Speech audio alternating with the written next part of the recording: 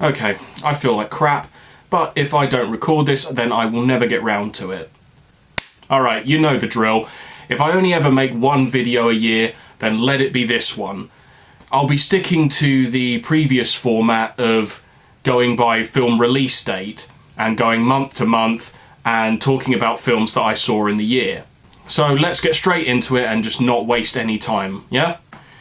In January, there was Glass.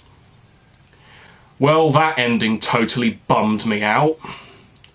Even if it does offer you a sliver of uplifting hope in the epilogue scene, I was not expecting M. Night to return to this universe or world of characters after so long, and yet, just when you think the guy can't be redeemed after a decade of terrible and boring movies, he pulls Split out of the bag and everybody thinks it's great. And then he's like, oh yeah, by the way, I'm tying Split and Unbreakable together in my next film. Whoa, whoa, whoa, whoa, whoa. Where the hell has this version of M. Night Shyamalan been for the last 10 years? It's great to see not only Bruce Willis and Sam Jackson back as these characters, but also the smaller roles with the same actors returning, like the guy who played Bruce Willis's son in Unbreakable and the lady who played Mr. Glass's mother. All these people coming back to these roles after 20 years is fantastic. Not to mention James McAvoy's brilliant acting as almost 24 different personalities. I don't know how this guy has not won an international award for acting like this. I was so into this film and it was doing so well. It's just a shame its finale felt a bit anticlimactic. And for some stupid reason, this came into my head while watching the finale. Let her go. Never. It's time for you to die. Prepare for the epic fight that will cost exactly half the budget of the entire film.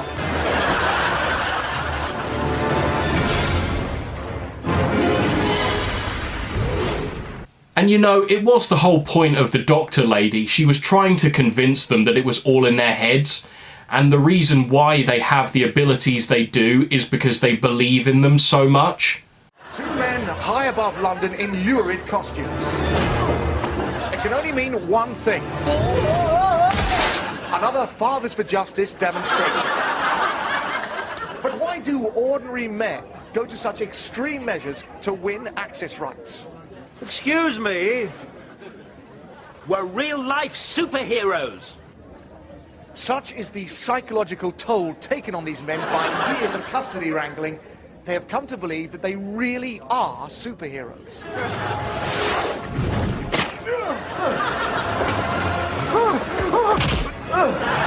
Fuck what the critics say. Overall, I enjoyed it despite its less than satisfactory ending. It's solid and it deserves a solid 7 out of 10. In February there was nothing. In March we had Captain Marvel. Honestly, the movie was okay. Not nearly as bad as the original trailer made it out to be. Although that may be due to them doing reshoots before the film was released. Brie Larson becomes bearable by the halfway point. She's still a dick and there are kind of feminist / empowerment messages in it. And men being written as lazy stereotype arseholes. But the rest of the film wasn't totally terrible.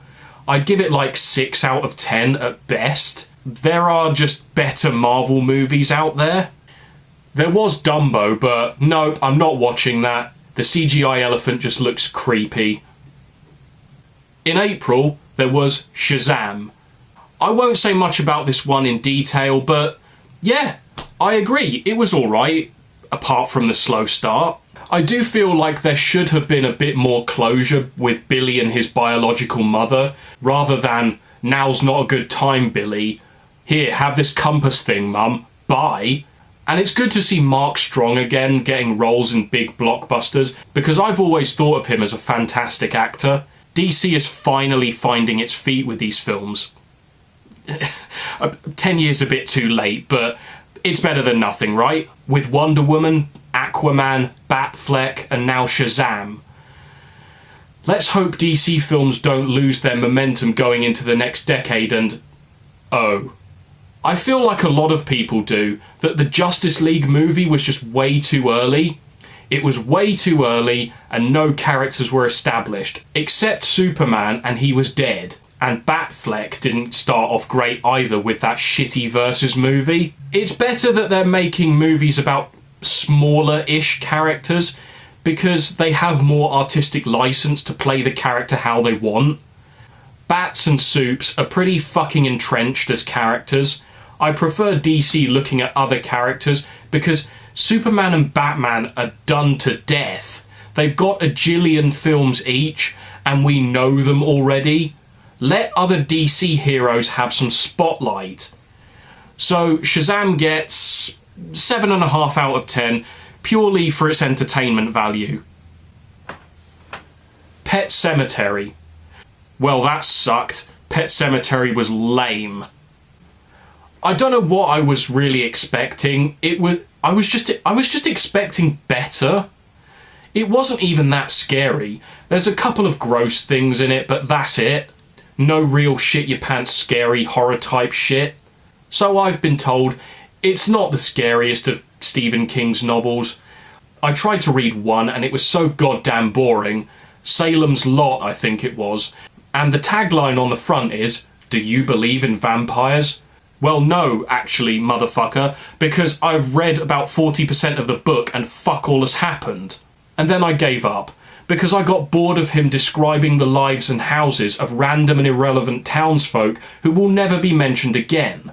And you know, well done, movie, for throwing a curveball and subverting my expectations and killing the little girl with the truck this time, so we don't end up with a zombie ninja baby like the last film. Christ on a bike. 5.5 out of 10. Hellboy. I didn't hate this film like most people did. It just felt like it had unnecessary flab that should have been cut out. Like the whole Osiris Club and giants in the countryside shit. I mean, I know it's world building to an extent, but you could have cut it out and it would have made no difference to the story. And that's a good 20-minute chunk of the film I'm talking about getting rid of. I did wonder why this had a bit of a Godfrey Ho ninja movie-esque abrupt ending. So Hellboy, you're the King of England now? Yep.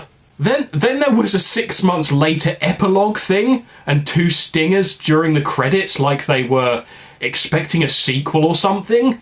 But considering how poorly the film did, I don't think there will be. There are certain comics and stories that have very loyal and protective fan bases. So if you don't get the story or the character portrayals just right, you're not going to see that fucking money. But me? I'm just going to take it as another lame and unfocused cinematic sign to drown my sorrows. Thank you very much. 3.5 out of 10.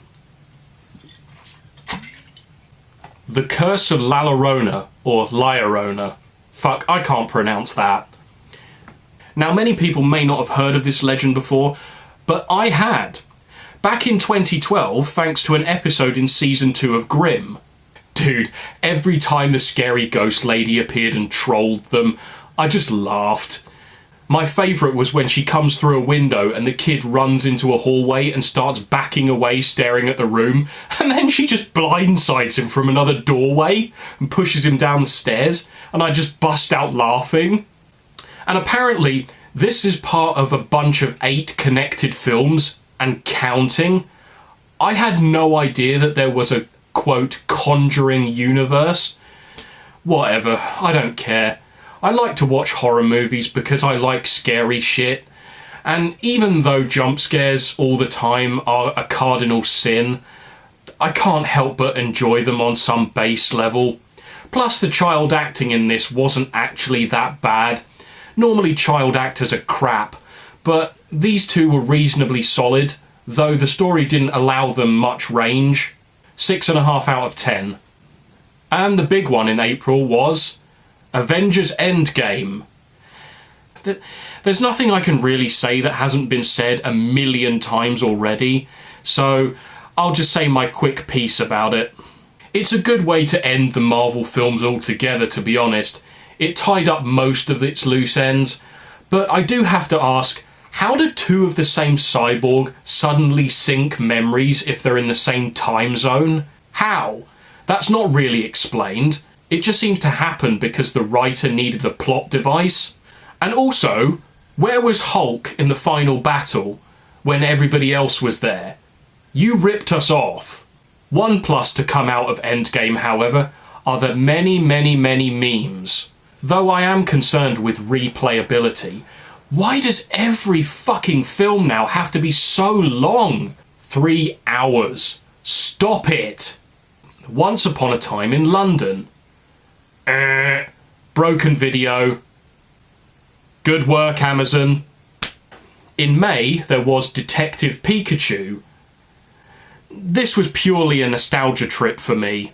It was more spectacle than story. Also, you committed a movie-making sin.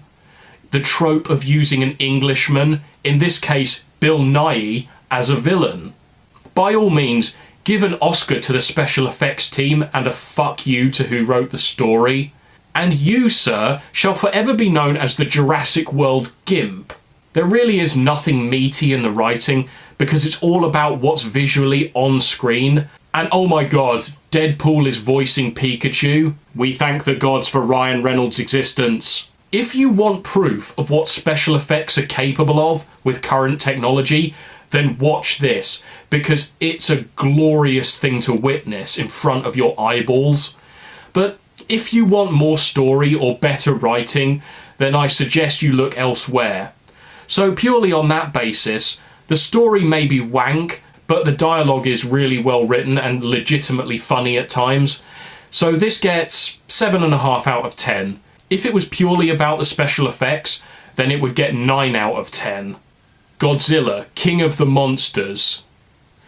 Well, I will say it was better than the first film, because Godzilla actually fucking appears in it. Bruh, why did you do that to Mothra? Mothra was so cool, and then you just yeet her? Also, nobody cares about the human characters in this. We came to see the giant monsters. Okay, fine. The Japanese dude has a moment with Godzilla and says goodbye as he blows up Atlantis, presumably. Why did you blow up Godzilla's house? Arseholes. Also, stop trying to yeet Godzilla with oxygen destroyers. It rarely ever works. You guys need to relearn subtlety again. Kong, Kong, Kong. Skull Island, Skull Island, Skull Island.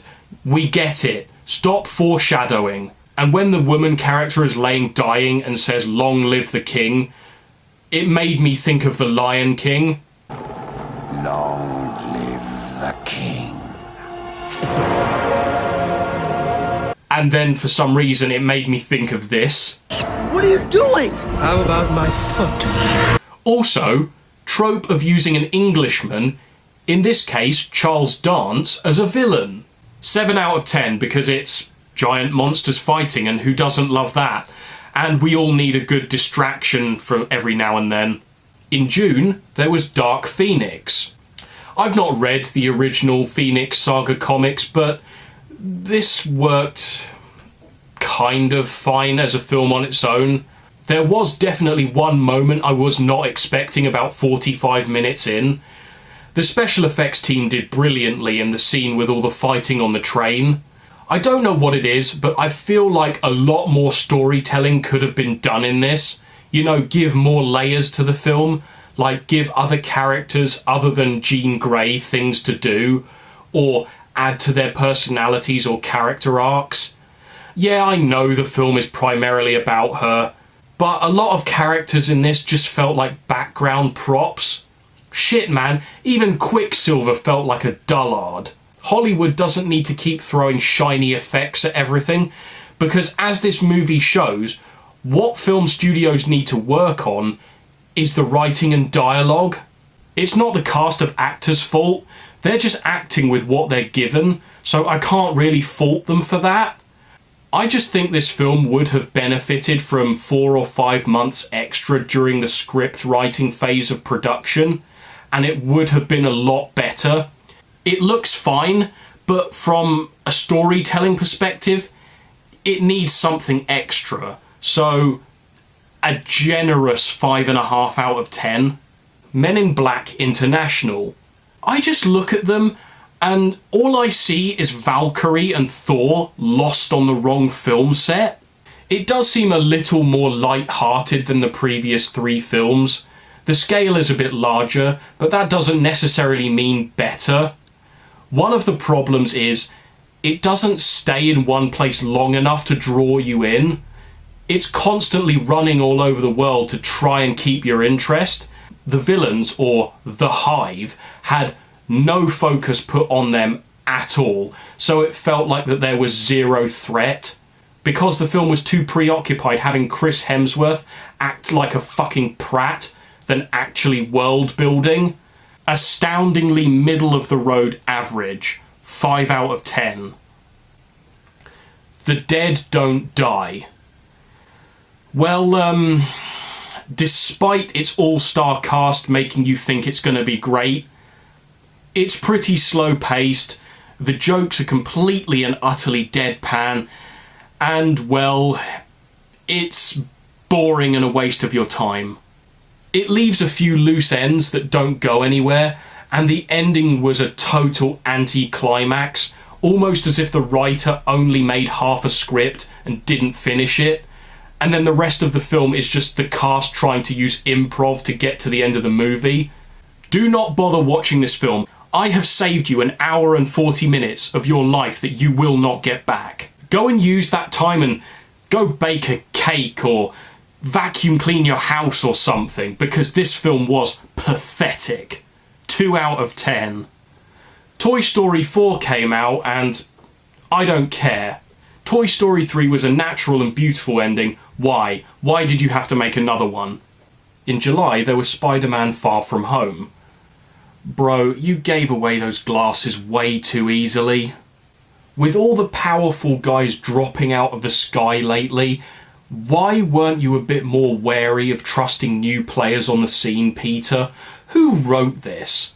Spider-Man I Done Fucked Up, the movie. That's what this was. Half of it was, oh my god, Tony Stark is dead, and the other half was, I done fucked it up. The only way to really describe this is the trailer made it look more intriguing than it actually is. When we thought they were introducing the multiverse, but nope. Though I thoroughly enjoyed the trippy illusion scene Mysterio uses on Spider-Man in Germany. But it is a bit crap that Mysterio turned out to be just a dude using illusion tech to become a hero, effectively a con man, but it's still 8 out of 10. Crawl. Okay, 20 minutes in and we have our first crappy CGI alligator. Just in case anyone was wondering, it's pretty much a rah, rah, die, die fest. Everybody dies apart from the 2 main characters and their dog. Good. Don't kill the dog. No, seriously, this dog is indestructible, which makes Sugar the star of the film for being a legend. And on that note, I'm wondering how this guy is even alive. He had a broken leg, snapped clean in 2 at the start of the film. How has he not died of blood loss? And then by the end, he has his arm ripped clean off by an alligator. How is this guy still alive? Initially, I thought this was pants, but then I realised that it was way better than some of the other big budget films that came out this year. It's claustrophobic, they spend a good 80% of the film trapped in the basement or the house, fending off the alligators. You see father and daughter build together as a half-decent team and use the limited resources and time that they have to escape, even if the effects on the creatures are cheap sometimes. 6.5 out of 10. In August, there was Scary Stories to Tell in the Dark. Yeah, you know what? I enjoyed this. It wasn't stellar in its writing, but it was definitely somewhat entertaining and held my attention. So, well done for that. Props go to the special effects team for doing the best that they could on a C-list piece of crap film. And hey, Del Toro is involved, so it was going to be worth a look in, whether it turned out to be good or bad. Another 6.5 out of 10. Itsy Bitsy. There is only one way to describe this film and my feelings towards spiders. I'll let Maurice express it for me.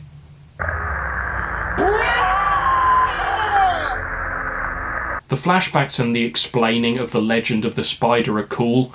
The acting is a bit suspect. Oh yeah, fuck you guys for killing the cat. Most of the time the spider looks good, but I did notice one shot where they must have missed doing the final CGI effects for its movements or something, and it properly looked like stop motion, and I just couldn't stop laughing.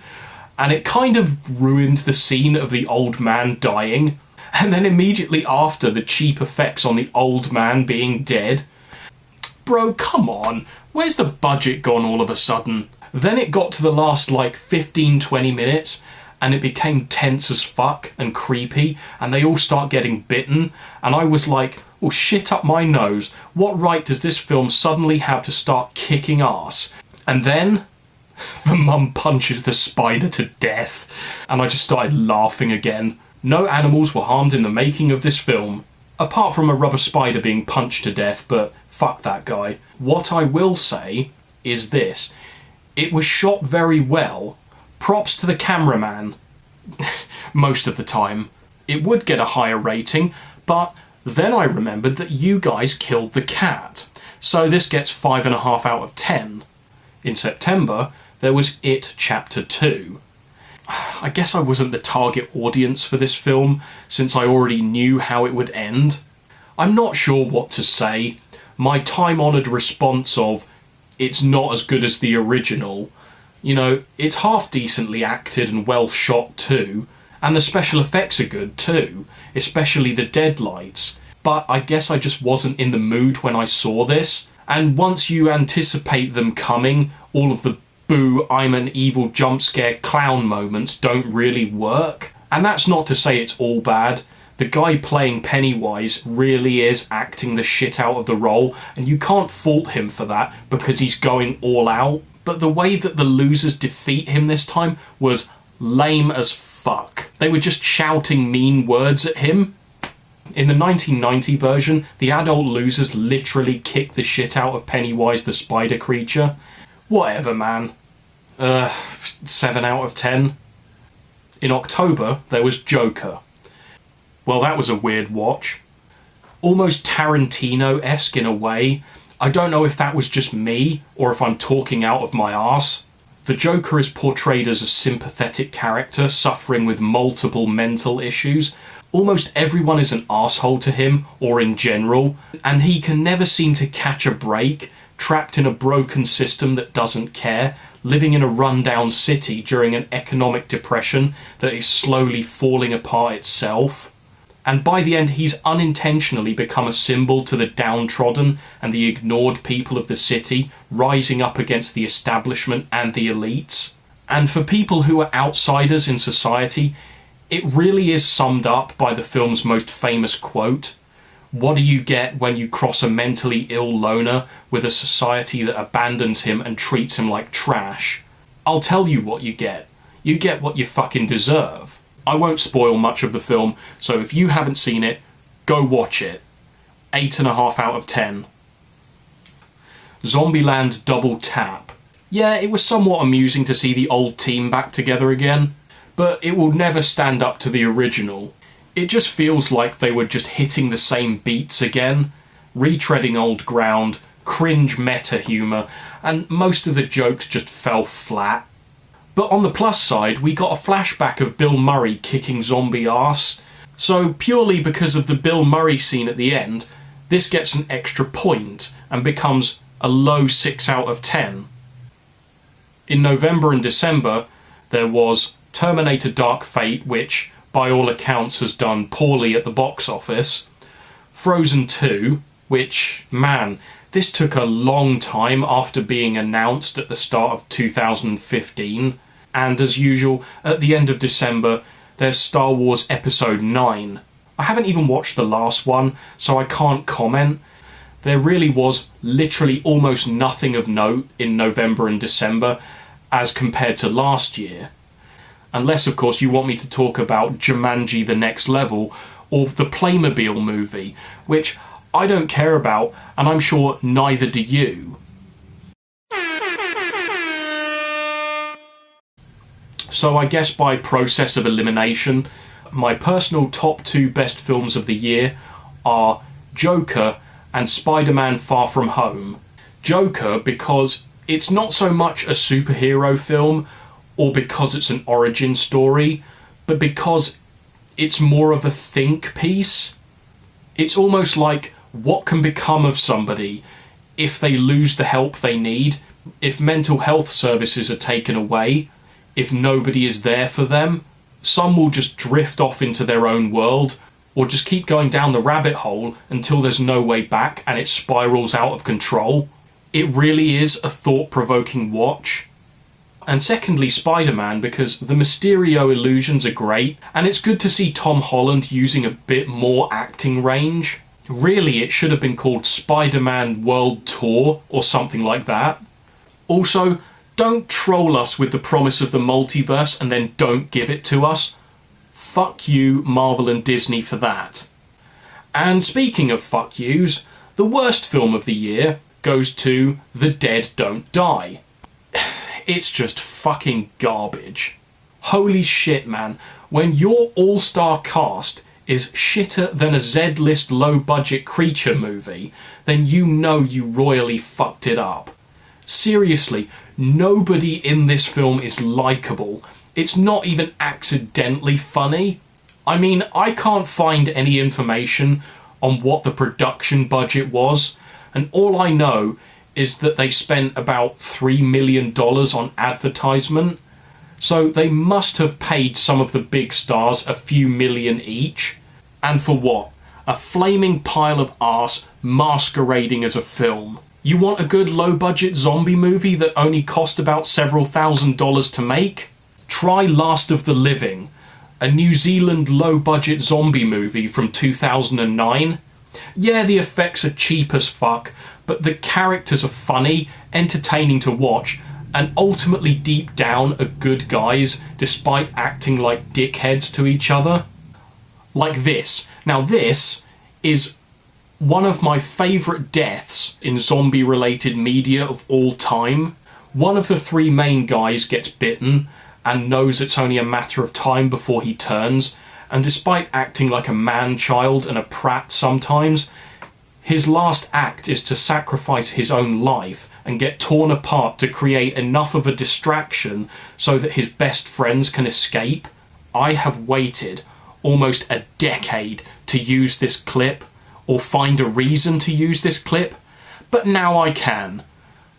Ladies and gentlemen, I give you Johnny. Hey! Zombie punks! Let's get it on!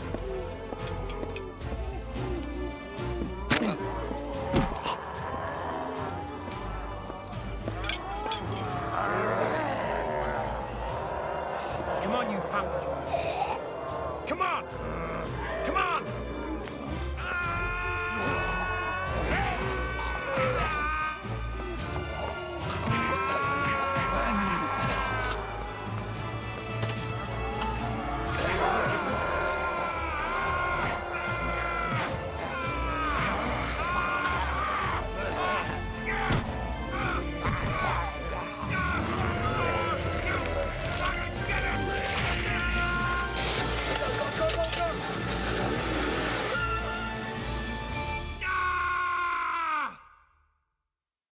Nothing, I repeat, nothing in The Dead Don't Die comes even close to that.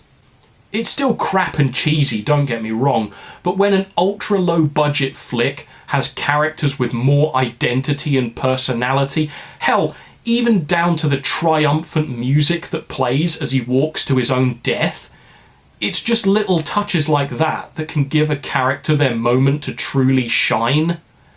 But there is none of that in this multi-million-dollar dirge. The actors in Last of the Living are somehow better than the entire cast of a multi-million-dollar film with A-list actors. And you start to wonder if these rich actors really deserve the money they get paid. And you may have already guessed, since I haven't watched them, that my attention deficit award this year goes to Star Wars 9. Because I haven't even seen The Last Jedi yet, and I'm not really bothered at all. So why would I watch this? And also Terminator Dark Fate. This franchise is on 6 films now, and hasn't been good since the second. Would you stop kicking a dead horse? You're not going to get the money and popularity lightning to strike twice. And after the response to Terminator Genesis from critics and fans alike, I am just stunned that they had the absolute balls to make yet another goddamn film that nobody wanted. Well, that's all the time that I've got this year, and I don't really have an ending for this video, so I apologise if this video seems lazy or anything. So I'll just say this: hopefully I will see you all in another video next year. New year, new decade, new frame of mind. Maybe I can get back into the groove of making YouTube videos once again. Properly this time. That's what I hope. But again, like the last couple of years, no promises. Hopefully I will see you next year. See you later.